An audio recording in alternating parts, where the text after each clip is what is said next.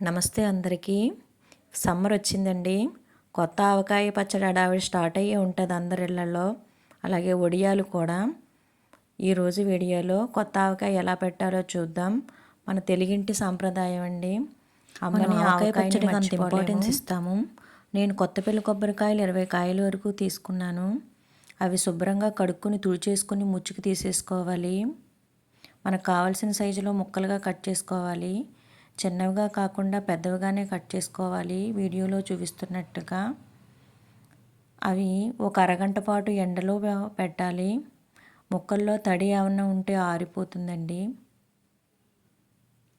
వీడియోలో చూపిస్తున్న సైజులో ముక్కలుగా కట్ చేసుకోవాలి.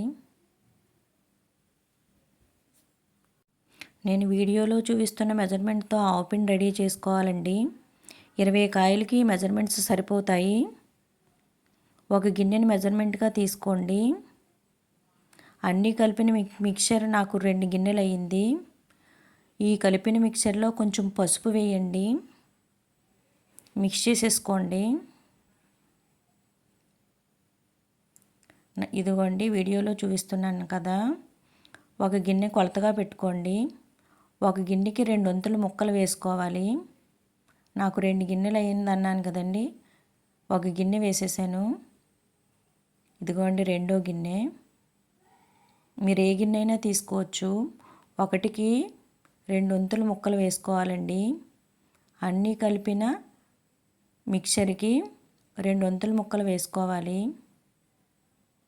కొంతమంది 1.5 ముక్కలే వేసుకుంటారు. గ్రేవీ ఎక్కువగా కావాలంటే అలా చేయొచ్చు.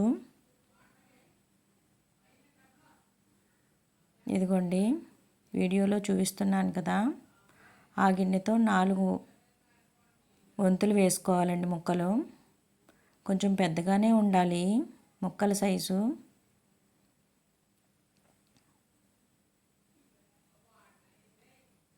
రెండో గిన్నె వేసానండి.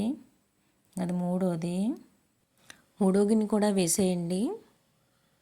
అలాగే 4వ గిన్నె కూడా వేసేయాలి. శుభ్రంగా మిక్స్ చేసేసుకోండి. ఆవపిండి ముక్కలంతటికీ పట్టించాలి.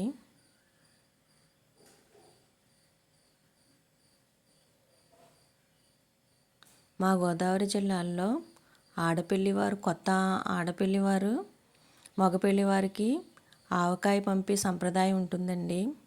పూర్వం ఉందో లేదో తెలియదు. ఆడపిల్లివారు అయితే మగపెళ్లివారికి ఆవకాయ పంపిస్తారండి. అలాగే వడియాలు కూడా పంపిస్తారు. అది తెలుగింటి సంప్రదాయం. ఆవకాయ పెట్టని వారు ఉండరు. కొత్త పెళ్ళివారు ఆవకాయ లేకుండా అసలు భోజనమే ఉండదు. ఆవకాయ పెట్టుకునే రోజుల్లో ఇంకొన్ని ముక్కలంతటికీ ఆవపిండిని పట్టించేయాలి. తర్వాత ఒక జాడీలోనికి గానుగ నూనె తీసుకోవాలి. వేరుశనగ నూనె అయినా పర్వాలేదు. నాకు 20 కాయలకి 2 కేజీల గానుగ నూనె పట్టింది. నూనె అంతా ఒకేసారి వేయకూడదు. కొద్ది కొద్దిగా వేసుకుంటూ కలుపుకోవాలి. తర్వాత 3వ రోజున కలుపుతాం కదండి. అప్పుడు మిగతా ఆయిల్ వేయాలి. ఆయిల్ ఎక్కువే పడుతుంది. జాడీలో 1 అంగుళం వరకు నూనె పైకి తేలాలి. అప్పుడే పచ్చడి పాడవకుండా ఉంటుంది. ఎక్కువ ఆయిలే పడుతుంది. గానుగ నూనెనండి ఆవకాయ టేస్టు. వేరుశనగ నూనె కూడా బాగానే ఉంటుంది, కానీ గానుగ నూనె టేస్ట్ వేరేగా ఉంటుంది.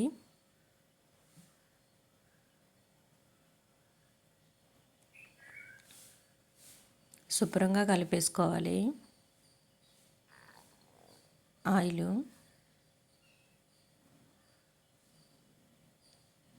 చూస్తూనే నోరూరిపోతుంది. 3వ రోజు కలిపే వరకు ఆగగలమా అనిపిస్తుంది.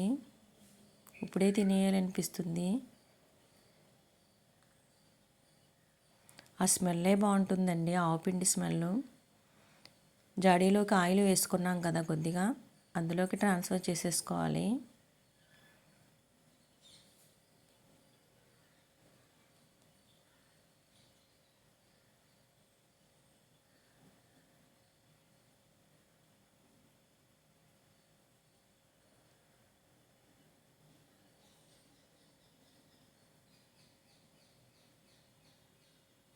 నేను చెప్పిన మెజర్మెంట్స్తోనే ఆవపిండి కారం అవి రెడీ చేసుకోండి.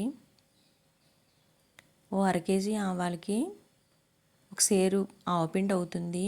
అలాగే కేజీ ఎండుమిర్చికి 1.5 కేజీ కారం వస్తుంది, ఆవకాయ కారం. మిగతా అన్నీ సేమ్ మనం వీడియోలో చూపించిన మెజర్మెంట్స్తో ఆవపిండి రెడీ చేసుకోవాలి.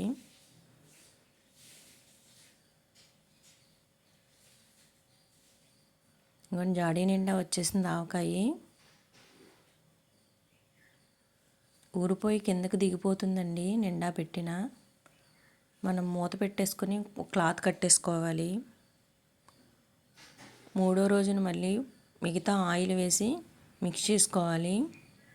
అలాగే సాల్ట్ కొంచెం తక్కువైనా అడ్జస్ట్ చేసుకుని కలిపేసుకోవాలి. నోరూరించి ఆవకాయ రెడీ అయిపోయిందండి. ఎంత టేస్ట్ ఉందో, చాలా బాగుంది ఆవకాయ. నోరూరిపోతుంది కదండి చూస్తుంటే. వీడియోలో చూపిస్తున్నట్టుగా ఎంతమంది చేస్తారండి? మాకైతే చాలా ఇష్టం.